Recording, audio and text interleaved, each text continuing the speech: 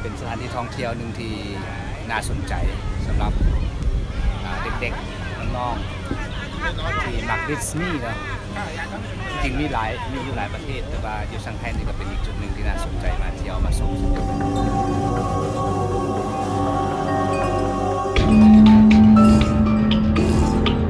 เป้าหมายที่จะมาคือขี่รถจักรความไวสูง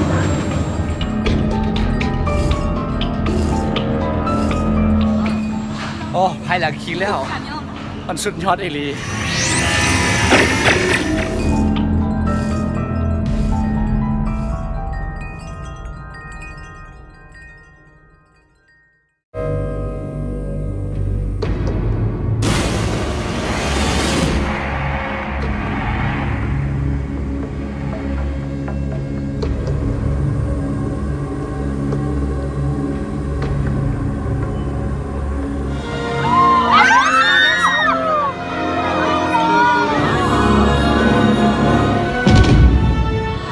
เป็นกิจกรรมหนึ่งที่น่าสนใจเนาะ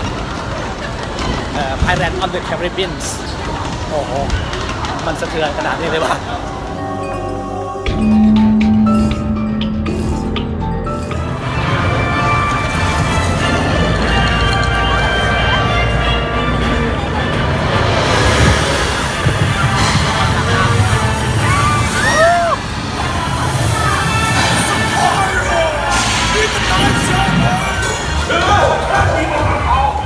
เมื่อกี้แจ็คสไปโร่พาไปมหาสมุทรเป็นยังไงไปเมื่อกี้นึงมาแล้วบ่คักมาแล้วคักแล้วสุดยอดนะที่ทุกบอลคัก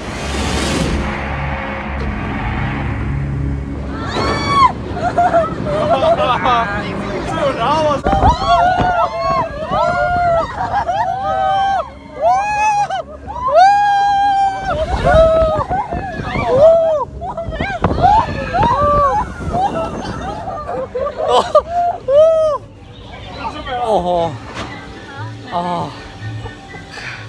บอกเลยว่าขี่รถไฟ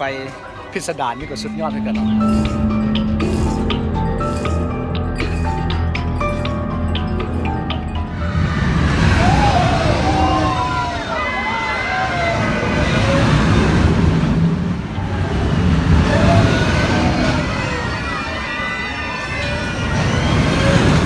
ขี่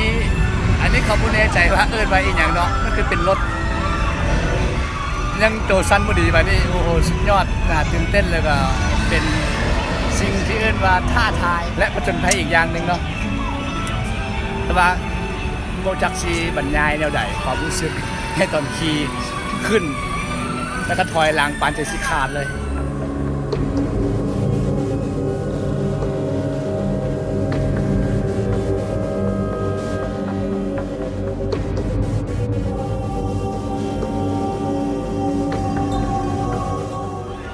ซังไห้ดิสนีย์แลนด์เป็นสถานที่ท่องเที่ยวที่น่าสนใจอีกสถานที่หนึ่งอยู่นครซังไห้พวกเราได้มาสัมผัสได้มาเล่นได้มาเที่ยวที่นี่ก็รู้สึกประทับใจมีหลายๆกิจกรรมให้ได้สัมผัสให้เล่นเนาะแต่ว่าพวกเรามีเวลามื้อนึงเต็มๆที่เลาะเที่ยวแล้วก็เฮ็ดกิจกรรมต่างๆอยู่ที่นี่ส่วนข้าพเจ้าเอง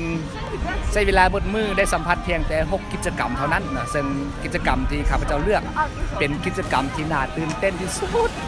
แล้วก็เป็นกิจกรรมที่ท้าทายกิจกรรมที่ผจญภัยที่ตัวเองบ่เคยสัมผัสหรือว่าบ่เคยเฮ็ดมาก่อนได้มาสัมผัสในครั้งนี้ก็ถือว่ามีความประทับใจและก็ตื่นเต้นหลายท่านใดที่จะมาเที่ยวซังไห้หรือว่าคิดว่าจะไปเที่ยวไสก็ลองมาสัมผัสด้วยตัวท่านเองซังไห้ดิสนีย์แลนด์เป็นทางเลือกหรือเป็นสถานที่ท่องเที่ยวที่น่าสนใจที่สุดอีกสถานที่หนึ่งเนาะอย่าลืมพาครอบครัวพาพ่อแม่พาลูกพาคนที่ทานหักมาสัมผัสด้วยตัวท่านเองแล้วท่านจะรู้ว่าที่นี่บ่ธรรมดาแน่นอนขอขอบใจทุกท่านที่ให้ติดตามรับชมสบายดี